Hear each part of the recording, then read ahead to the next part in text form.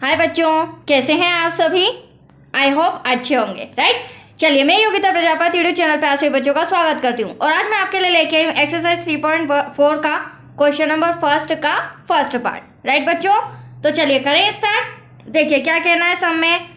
निम्न समीकरणों के युग्म को विलोपन विधि तथा प्रतिस्थापन विधि से हल कीजिए। ये जो मुझे सम दे रखा है उससे हमें विलोपन विधि से भी सॉल्व करना है और प्रतिस्थापन विधि से भी सॉल्व करना है, जो कि मैं 3.3 में प्रतिस्थापन विधि समझा चुकी हूँ, ठीक है। हालांकि इस समय भी मैं दोनों मेथड से आपको कराऊंगी।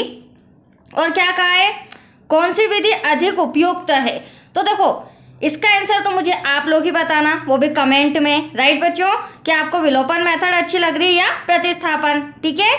तो चलिए पहले विलोपन दे रखा है तो हम विलोपन विधि से सम सॉल्व करते हैं। हमारा सम है x plus Y equals to 5 और 2x minus 3y equals to 4। तो हम पहले हेडिंग लिख देते हैं। हम कौन सी मेथड से कर रहे हैं बच्चों, विलोपन विधि।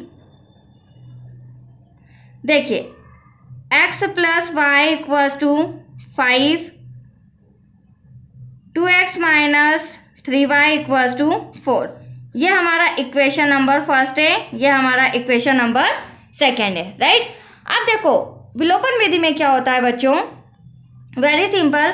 आपको जो दो इक्वेशन दे के रखी है, सबसे पहले आपका फोकस ये होना चाहिए, क्या इसमें x सेम है, क्या y के गुणांक सेम है।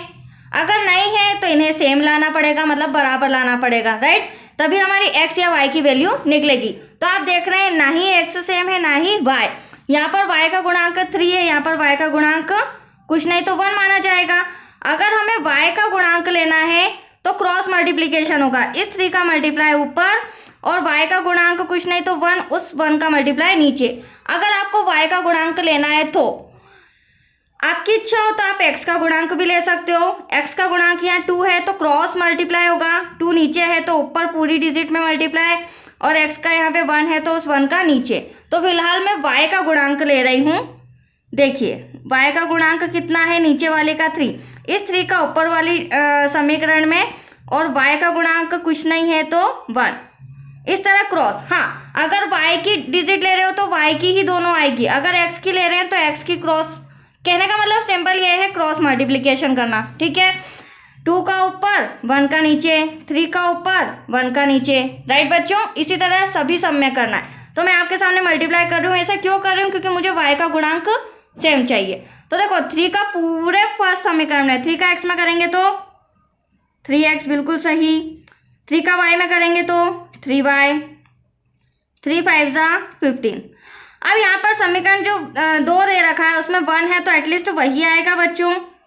1 में आप किसी भी संख्या का मल्टीप्लाई करेंगे तो जो संख्या होती है वही आ जाता है, राइट। अब देखिए अब क्या करेंगे, अगली स्टेप। फर्स्ट तो आपको ये ध्यान रखना है, सेकेंड स्टेप में आपको ये ध्यान रखना है बच्चों कि यहाँ पर जो चिन्ह है वो अपोजिट असमान आना चाहिए। अगर यहाँ पर चिन्ह समान आते जैसा कि प्लस प्लस आना, जैसा कि माइनस माइनस आना, तो मुझे यहाँ पे ब्रैकेट में लिखना पड़ता है चिन्ह बदलने पर। बट यहाँ पर ऑलरेडी असमान चिन्ह है, तो असमान चिन्ह है मतलब ये एक प्लस का और ये माइनस का, तो y तो कैंसिल हो गया। अब यहाँ पर हम x की वैल्यू निकाल लेते हैं। 3 और 2 दोनों प्लस के हैं, 5x आ जाएगा, राइट। 15 और 4 दोनों प्लस के हैं, 19 आ जाएगा, राइट। मैं स्टेप बाय स्टेप एक एक चीज़ क्लियर कर रही हूँ। x इक्वल्स टू 19 डिवाइड में 5, ये हमारा x की वैल्यू आ चुकी है। x की आ गई तो अब हमें y की निकालने हैं, राइट। अब देखो x का मान एज यू विश आपके ऊपर डिपेंड करता है, समीकरण फर्स्ट में रखे या सेकंड में, बट ये वाले समीकरण में ही रखना। नीचे जो हमने मल्टीप्लाई किया है वो समीकरण में नहीं, जो हमें सम में दे रखा है ना बच्चों, समीकरण फर्स्ट और समीकरण सेकेंड, इसी में आप x की वैल्यू रख सकते। तो फिलहाल मैं समीकरण 1 में रख रही हूँ x की वैल्यू। यहाँ पर लिखना पड़ेगा इंस्ट्रक्शन जो भी आप कर रहे हैं, तो यहाँ लिख लेते हैं x का मान समीकरण 1 में रखने पर। तो देखिए समीकरण 1 है हमारा x plus Y equals to 5। हाँ, अगर आप 2 में रखेंगे तो भी आपका एग्जैक्टली आंसर आ जाएगा। अब देखिए x के प्लेस पर हम क्या लिख देंगे, 19/5। एनी डाउट बच्चों? नो डाउट, और डाउट हो तो कमेंट बॉक्स में बताना, राइट। चलिए अब हम क्या करेंगे, डिवाइड में 5 है, इधर मल्टीप्लाई में हो जाएगा, इधर मल्टीप्लाई में हो जाएगा, ताकि हमारा डिवाइड सॉल्व हो जाएगा। 19 एज इट इज ऐसा का ऐसा, प्लस 5 का y में क्या 5y, 5 का 5 में क्या 25, राइट।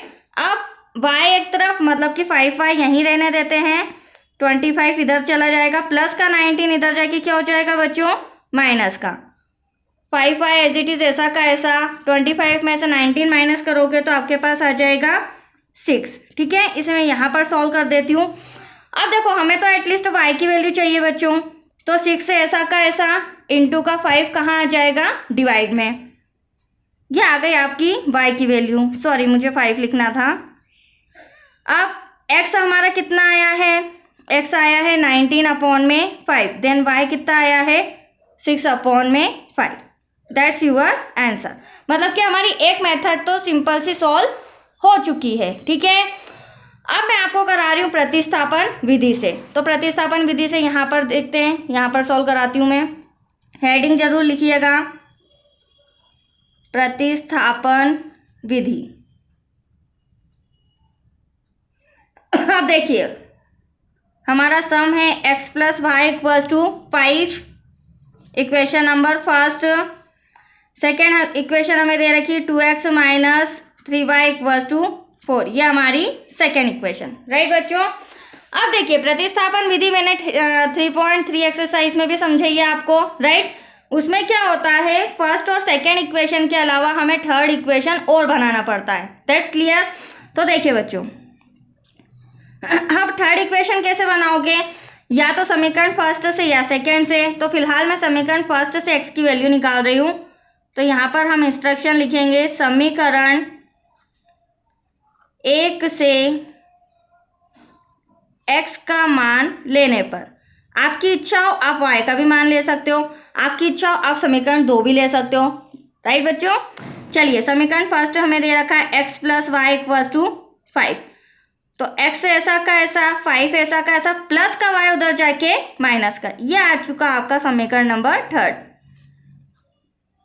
और ये लाना प्रतिस्थापन विधि में कंपलसरी, बिना इसके हम ये वाली मेथड सॉल्व नहीं कर सकते, राइट।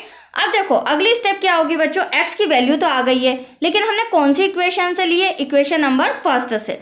अगर हमने फर्स्ट से x की वैल्यू ली है तो उसको समीकरण 2 में रखेंगे, यदि मैं समीकरण 2 से x y की वैल्यू लेती तो उसे 1 में रखती, ये आप इस बात का ध्यान रखिएगा, ठीक है। तो यहाँ पर x का मान समीकरण 2 में रखने पर, ये जो छोटे छोटे पॉइंट है इस बात का अगर आपको ध्यान रहा ये वाले पॉइंट्स, तो आपको सम इतना डिफिकल्ट नहीं लगेगा, राइट। अब समीकरण 2 हमारे सामने दे रखा है 2x minus 3y equals to 4। अब ये जो x है इसके प्लेस पर क्या आ जाएगा बच्चों, 5 माइनस वाई, 2 ऐसा का ऐसा, 5 minus Y bracket close, minus का 3y ऐसा का ऐसा, 4 ऐसा का ऐसा।